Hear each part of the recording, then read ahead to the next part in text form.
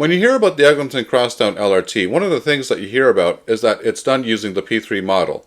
P3 stands for Public-Private Partnership, and most people don't understand what this means and why this was the reason that the Eglinton Crosstown was so delayed and came in so over budget. In this video, we're going to discuss how this P3 model works and why this created the quagmire known as the Eglinton Crosstown LRT. So then what is a P3? Well, instead of the government doing everything itself, designing, financing, building, and operating the budget, it signs a contract with a private consortium, a group of companies, who then take on some or all of those roles. The idea is that the private sector brings money, expertise, and efficiency, while the public sector provides oversight and eventually pays for the project, usually over many years. But this is a bunch of nonsense. All the government is really telling you is that if you were to give it to companies, then they could do a better job and that they can save you money. But anybody with half a brain can see right through that. When Torontonians think about transit failure, nothing comes more to mind than the Eglinton Crosstown LRT, which has been under construction since 2011. Once hailed as a transformative piece of transit infrastructure, this 19-kilometer light rail line stretching from Mount Dennis to Kennedy was supposed to be open in 2020. Now, years later, billions of dollars over budget, the Eglinton LRT has become a symbol of how not to build transit in a major city. So what's the problem?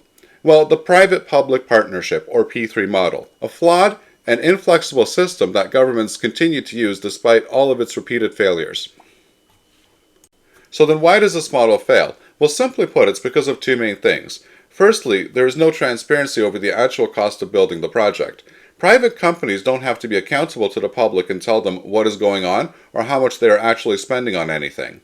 Secondly, it's because it takes away the power of the government to actually control what is going on. This should maybe give you some clarification as to why nobody is telling us anything about why it took so long or cost so much to build the Eglinton Crosstown LRT. Furthermore, the government, in this case the province of Ontario, either itself does not know exactly what went wrong or cannot tell us because of the privacy of the companies that are involved. But this is exactly what P3s are intended to accomplish.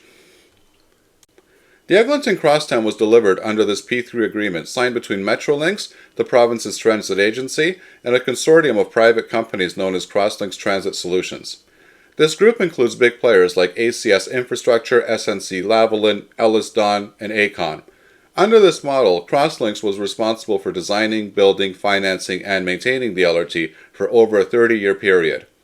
In theory, this should have meant faster delivery, lower risk to taxpayers, and improved accountability. In reality, it delivered the opposite. One of the biggest flaws of the P3 model, as demonstrated by the Eglinton Crosstown, is the illusion of risk transfer. Governments often claim that by using P3s, they shift construction and financial risks onto the private sector. But as soon as something goes wrong, and many things did in this case, it's the public that pays. At Eglinton, mistakes piled up. Delays in station construction, disputes over design changes, problems integrating rail systems, issues with waterproofing, and then came all the lawsuits. Crosslinx sued Metrolinx multiple times, arguing that unforeseen site conditions and pandemic-related delays weren't their fault. And the result? Well, the project ballooned in cost, the timeline slipped by years, and the public agency paid out hundreds of millions in extra compensation just to keep the project moving.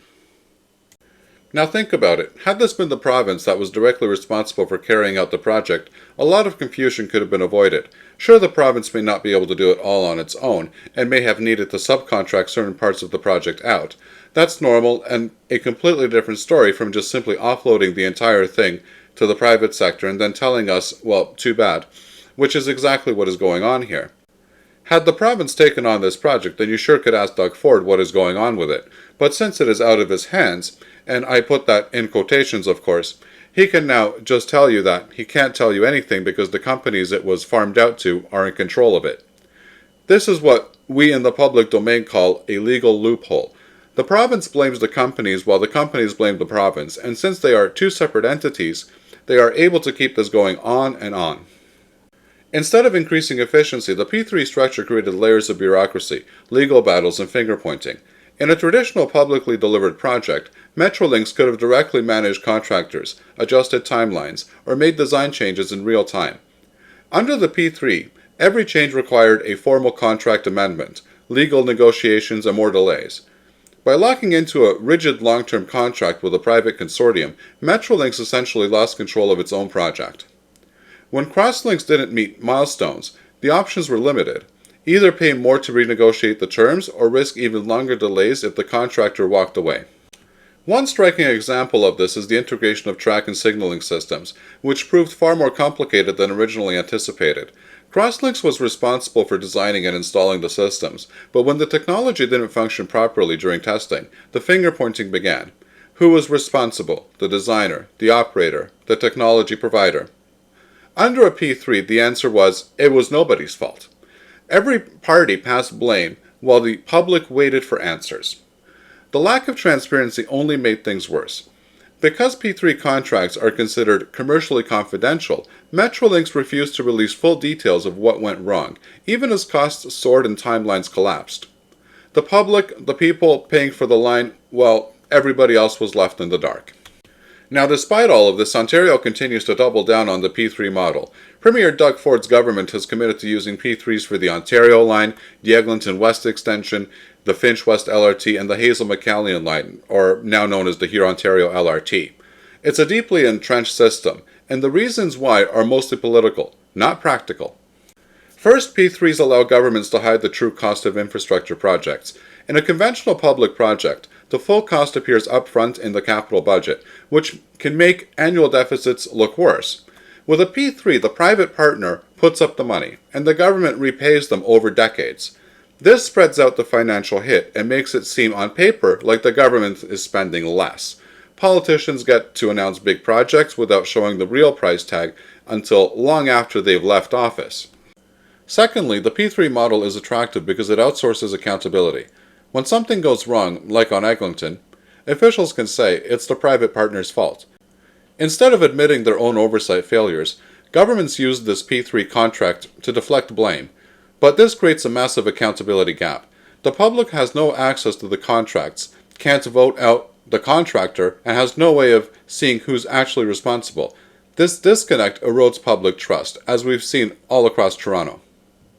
There's also been a powerful lobbying ecosystem behind P3s. Construction giants, engineering firms, and financial institutions make billions off of these projects.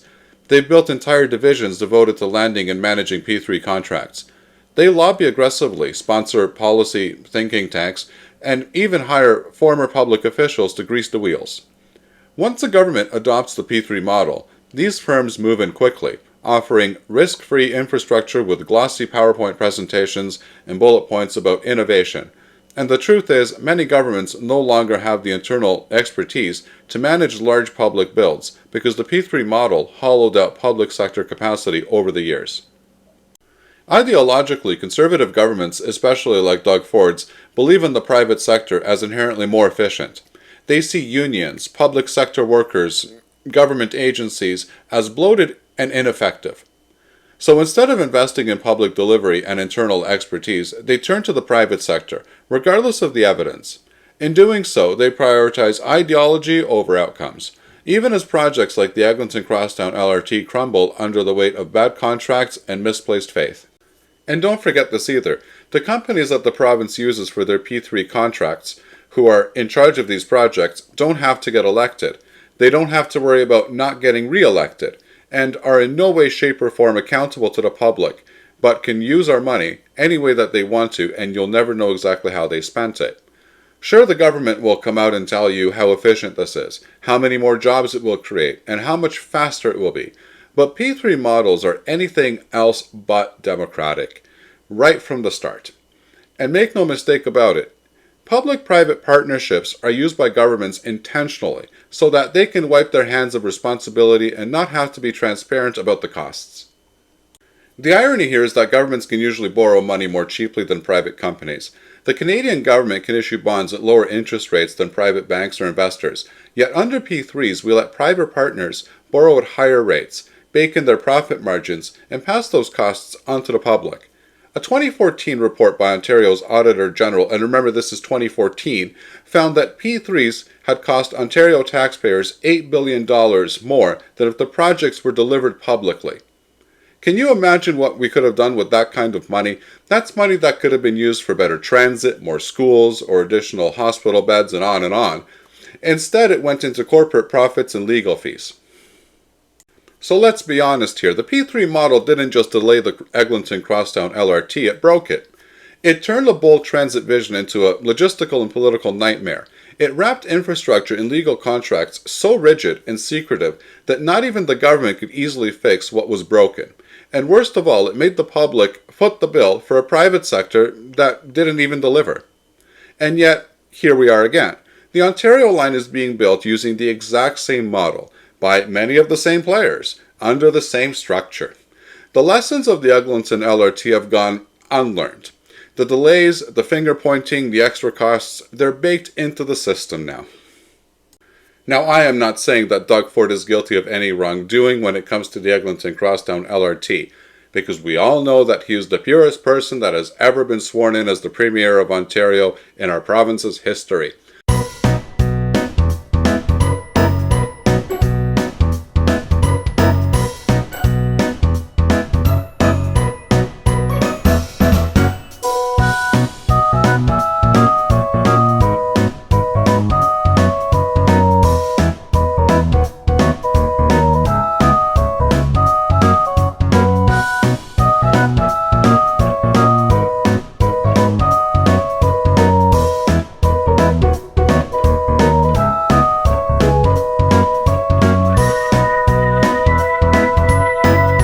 But let's say that a new premier got elected and took over. Then let's say that their nephew started a corporation and then got a contract from Metrolinx to work on the Eglinton Crosstown. You will never be able to find this out. You will never be allowed to know this information. You will never be allowed to know how much the company or the corporation was paid, etc. Do you know what they call this in a democratic society? A loophole. But you see, the problem is that most people don't understand what a P3 even is. If you walk down the street and ask people if they know what a P3 or private-public partnership is, very few would be able to tell you that they know or have even heard of it. But then of those people who have heard of what a P3 is, most of those people don't understand that the companies have absolutely no requirement to be transparent to the public, and that even includes the government. Until the population starts to understand this and forces governments to either stop the P3 model entirely or change the laws around it so that these loopholes are closed, then we will continue to see broken transit infrastructure, spiraling costs, and eroded public trust. But this is also in part because of, and I'm sorry to say this, an uninformed public that buys into the idea that if government contracts out a project, then this will be cheaper and more efficient. That's, of course, a bunch of nonsense. These are no more true than when Donald Trump says that tariffs will be paid for by the other country, or when Justin Trudeau tells us that a carbon tax will make us richer. Everyone that understands what a private-public partnership is can easily understand that P3s are an admission of the government that they are unable to be efficient and reliable. Should subcontractors be used? Of course, but they should not be farmed out to an entire transit project, bumper to bumper, so to speak. That's a whole different story. But if the population understood what P3s really were and how they worked, their antennas would perk up as soon as they heard government say something like that. It sounds really good when the government comes out and tells us that something will be done using the private-public partnership model, because it looks like the government is supporting the private business sector and enriching these even more. And oh boy, is that ever true. But do you know who then this makes poorer? The taxpayer. And they leave that part out. So it should really come as no surprise to anybody as to why we've had so many difficulties with the Eglinton LRT, why it costed so much, why it has been so delayed, and why we've been told absolutely nothing. You can only expect this to continue if the government keeps on using this so-called private-public partnership model. This is nothing more than a vehicle for corruption and lack of government accountability disguised as efficiency in front of our eyes. Anyways, thank you for watching. I usually don't express my appreciation for your attention as much as I should, but this was a particularly important video for obvious reasons, and I really do appreciate you having watched it. I hope that you liked the video. If so, please give it a like. If you're not subscribed and want to be notified of new videos that are released, please click on the Art Toronto button here. This is the video that I would recommend for you to watch next, and I'm sure that you're going to love it. Here's the playlist for all of the latest in transit news and views that you're going to find very informative and interesting. And finally, here is the latest video. Thanks for watching and happy transiting.